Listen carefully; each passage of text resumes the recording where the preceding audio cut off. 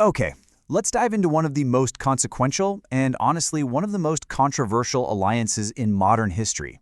We're going to break down the US-Israel relationship, how it started, what holds it together, and where it might be headed. So, to really get this story, we have to start with a number. And wow, what a number it is. $310 billion. That's how much aid the U.S. has given to Israel since the Second World War, making it the largest recipient of American foreign aid in that entire period. This isn't just a simple friendship, it's a massive financial and military commitment that really is the bedrock of this entire alliance. So, the big question is, how did we even get here? You might think this special relationship was a sure thing from day one, but it really wasn't. As our source material shows, it was anything but inevitable. For a long time, the U.S. actually kept its distance.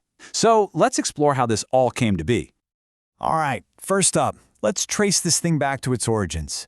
It didn't start with some grand strategic plan from Washington. Nope. It began with a mix of moral sympathy and a huge power shift in the Middle East right after World War II. This timeline really shows you just how rocky the early years were. I mean, sure, President Truman recognized Israel literally minutes after its founding, but he also slapped an arms embargo on them.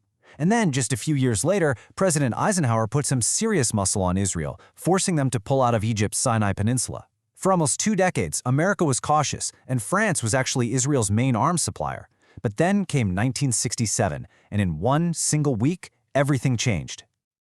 The Six-Day War was the absolute game-changer. Israel's lightning-fast victory over several Soviet-backed Arab armies, well, it was stunning.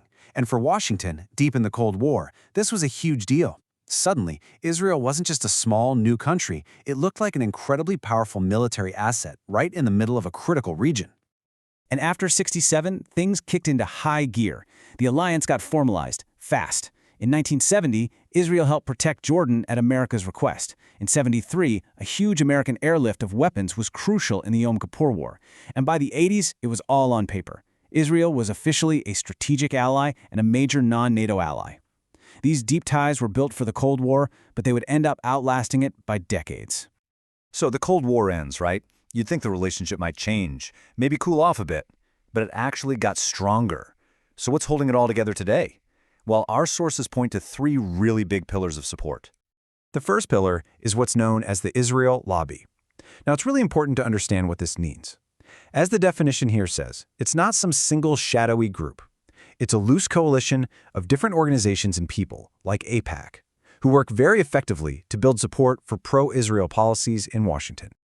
The second pillar, and in terms of sheer numbers, this one is just massive, is the incredible support from evangelical Christians. Just look at this chart.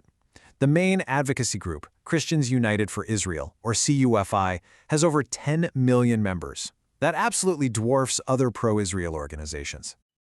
But here's what's so fascinating. It's the nature of this support. This quote from an analyst in our source material just nails it. For many of these supporters, it's unconditional.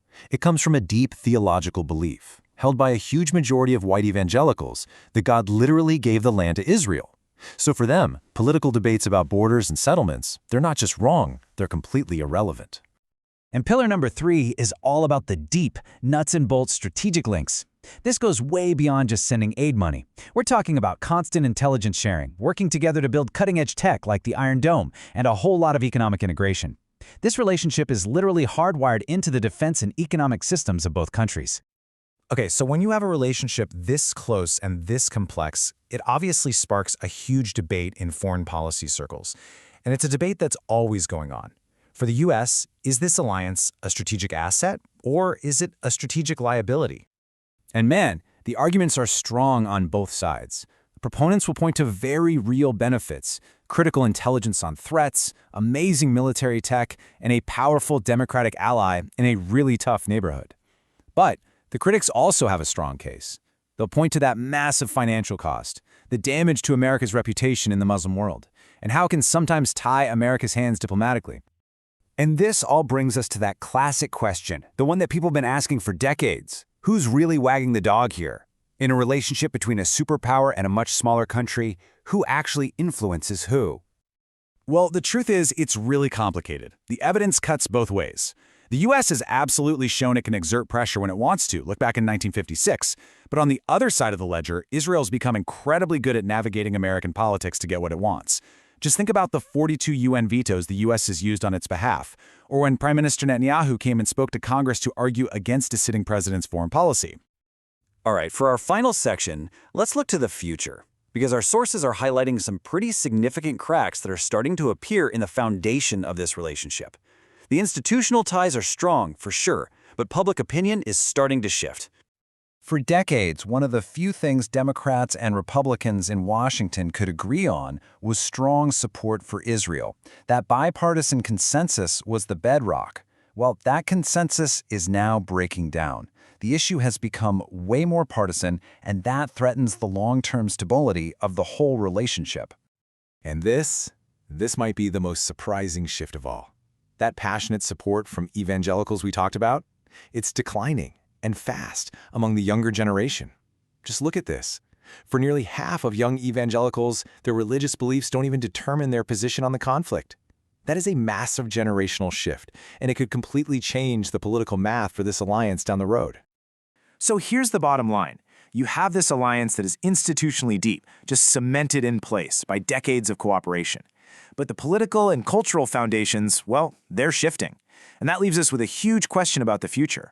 What is this special relationship going to look like when the generations who don't remember the Cold War and who see the world in a very different way are the ones calling the